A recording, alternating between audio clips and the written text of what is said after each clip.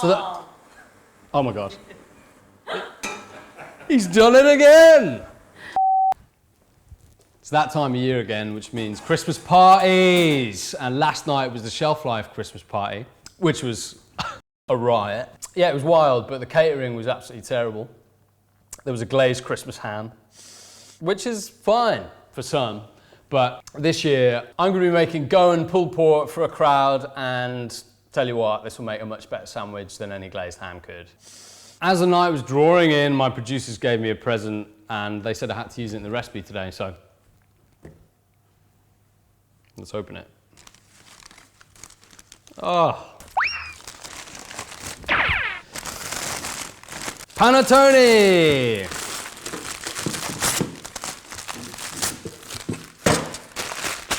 All right, panettone. God, I've got so many panettones at home and I just don't know what to do with them. Well, that gives me an amazing idea that I've just had just now, completely spur of the moment. It's going pulled pork for a crowd with a twist. Week 4, bakery aisle. Enjoy this.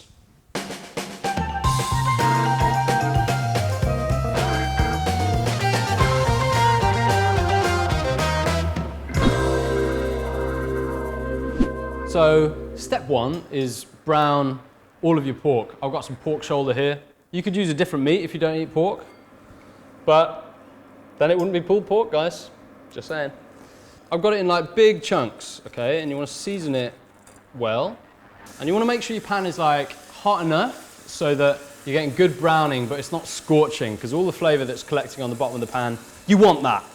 You want it. We all do. Don't overcrowd your pan, because if you overcrowd your pan, then the pan is going to cool down too much. And then you're going to get boiled pork, which is good in some contexts, but that's not what we want today. All right, everyone? So while that's browning, let me tell you about some of the misconceptions around Vindaloo. Here in Britain and in the US, we associate it with the hottest thing on the menu. We associate it with having potatoes in it.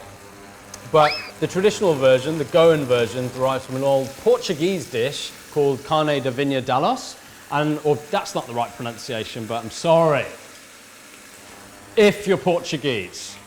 Okay, guys. It basically means wine. No, it doesn't. It basically means meat in wine and garlic. So my version's really aromatic. It's kind of like mulled wine, pulled pork. All right? It's got whole spices in it. It's really, really tasty. It's not very spicy, and honestly, you're gonna be one of those converts when you try it. It's proper. That's it. Oh, we're ready to turn. We got colour. We got good colour. See? See? It's not too dark. The fond on the bottom of the pan isn't too dark either. You don't want to go crazy with the browning. You want it to be deep and rich because that means flavour, but the longer you go, the more irredeemably tough your meat will become. So it's a bit of a balancing act. Flavour over here with the browning, or tenderness over here. We're going to be somewhere in the middle. You and I.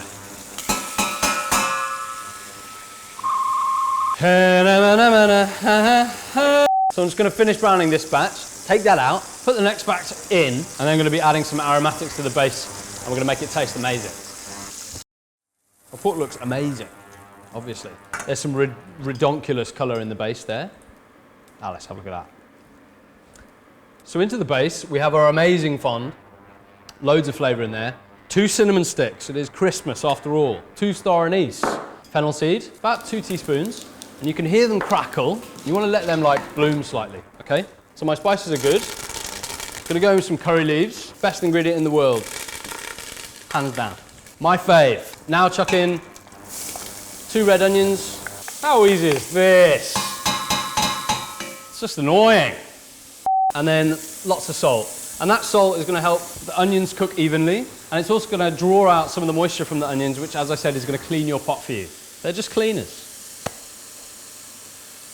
The pot is cleaning itself.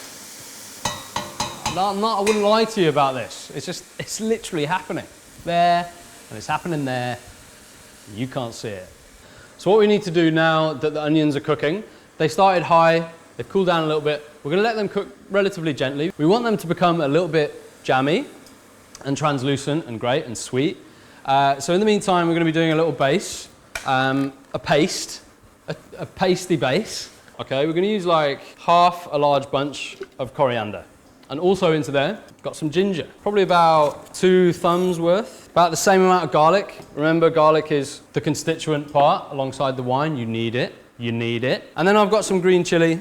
I like it quite hot, even though this isn't necessarily gonna be the hottest vindaloo you've ever had. This is one of those dishes that like fills the house with aromas, fills the house. It's gonna need a little bit of water, that, just to help it blend. Get it on.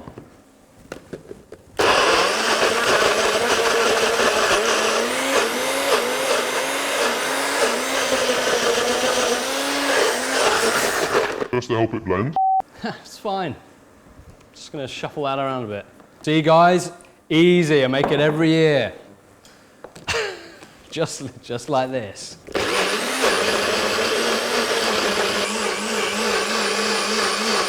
Every year in late October, Christmas time, Christmas, I make this recipe with great ease. But no, in all seriousness, really easy. Just whiz it up. That's it. That'll be it. Can we not put the spoon on that side? Yeah, sorry.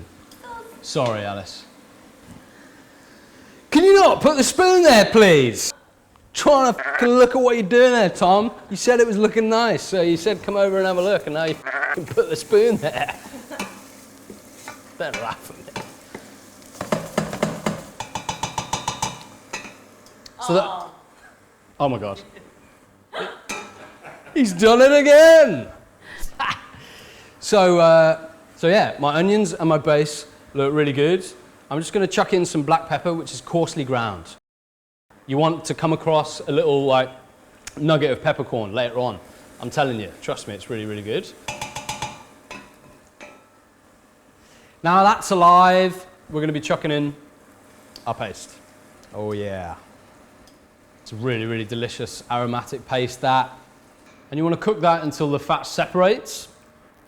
Then we can drop the pork back in. My fat's separated on the paste. Now we're going to return all of the pork, any resting juices, get them into. Fresh bay, about 4 bay leaves. You could use dried too. Oh! You could use dried as well if you like. Just give everything a turn in the base. Look at that. And then all you need to do is chuck in about half a bottle of red wine. That's the wine element. We've got wine and garlic. It's a vindaloo. And so yeah, just chuck in like a good splash of red wine vinegar, not too much. If you feel you need to bring up the level so that your pork is submerged, add water. Don't be tempted to add loads more wine because it is going to change the flavor. So just top it up to just below the level of the pork. Then get yourself some greaseproof paper, give it a rinse under the tap, and then lay it in like this. And that's going to help the steam circulate, help everything cook evenly in the oven. Then it's lid on. See you later. All right then, you Christmas miracles. My pork is nearly ready and the whole studio smells really nice. I'm just going to show you a really rapid Brussels sprouts slaw. That's right. Sprouts are just little cabbages, and you might not like the boiled ones, but you're going to like this one, all right? So it's real simple. Whack some oil in a pan. Black mustard seeds in. They're going to crackle. Give them a shake around to make sure they're cooking evenly. Curry leaves. They'll splatter. Use a deep pan. Turn them through the oil. And that's it. They're going to go straight in my shredded sprouts. Turn him off. Cool that down a little bit with some lemon juice. And now we're just going to add everything else for our slaw straight into the bowl because that's cooled down a tiny bit. So we've got green chili. That's 1 white onion. I've got some herbs here, more coriander, stalks and all. And then I've got some mint, because mint's good. Now I'm going half and half, mayo and yogurt. That's it. So now you just want to dress this. And I'm not going to dress this with salt until we're just about to serve, because the salt is going to draw out the natural moisture from everything that's in the bowl, and that could make it a little bit sloppy. Those producers, they thought they had me. I'm gonna be grilling my panettone, which I've sliced, and that's gonna be the base. I have a massive paintbrush.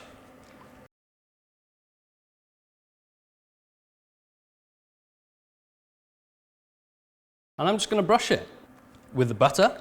I've got a griddle pan over here, waiting for me. Just do one side for now. That's so long. One side for now, straight down in the pan. You just wanna leave it for a minute. I'm still here. We're thinking Peshwari naan, we're thinking sweet cornbread. It's gonna be so, so good with my pulled pork. I'm telling you right now, even these guys don't believe me. They're shaking their heads right now. They don't think it's gonna be nice, but I know it is, man. I'm backing myself.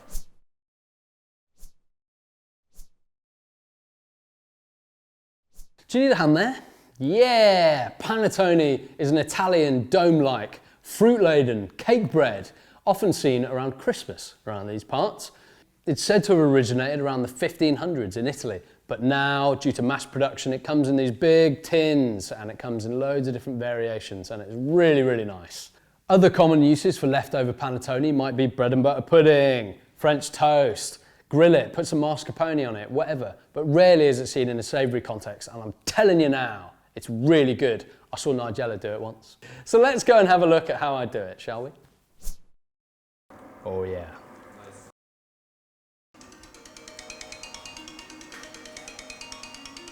Pork's ready. Sorry. So dab the top with this massive brush. What even is this? You smell nice. Hop. And now we gotta wait for the other side. Oh yeah. So I've got my rich, buttered, toasted, charred panettone toasts. I've got my amazing aromatic pork, which I've just shredded. I'm gonna leave a few chunks in there. We're gonna dress it with the remaining sauce. We're gonna leave that to set just for a minute. And then we've got our Sprouts Slaw, rich, zingy, herb-laden, absolutely amazing. What a party this is gonna be, mateys. They gave me the panettone yesterday at the Christmas party and they said, give that a whirl. I bet you can't do anything nice with that. And basically I've created the best canapé ever to walk the Christmas earth. So check this out, man. Panettone toasts, grilled, no problem. Sprouts Slaw, go and pulled pork vindaloo. I made some crackling just because I had a little bit of time. Okay, I'm gonna build one now. Watch this. Panettone toast, grilled, complete, check. The pork, which has been sitting in the juices. Oh my God, I'm just dribbling. Gonna pop that on there. Pork skin, and some of those guys. I'm just gonna lick the plate after. Look at that! Just look at that, I'm sorry. Christmas pizza. Oh, so you got the grilled toast, which is texture number one. You got the pork, the juices from which are drawing straight down into that grilled bread. Oh, the slaw, which is crunchy. The sprouts, if you don't like sprouts, man, just eat that. And I won't hear any more from you. The pork skin, which is just a different kind of crunchy. It's just delicious. 100% delicious. Bread and butter pudding. What am I gonna do with my panettone? Something sweet. Come on, broaden your horizons. Make this. It's so nice. Yeah. That is truly the best canapé I've ever had. Come on. All week, he's been like, what, that sounds mental. I have been skeptical. Do you want to play? It looks beautiful. No, it's going to do that. All right, okay, man. Whatever. Your funeral. Maybe a bucket. What, it's like maybe a bin.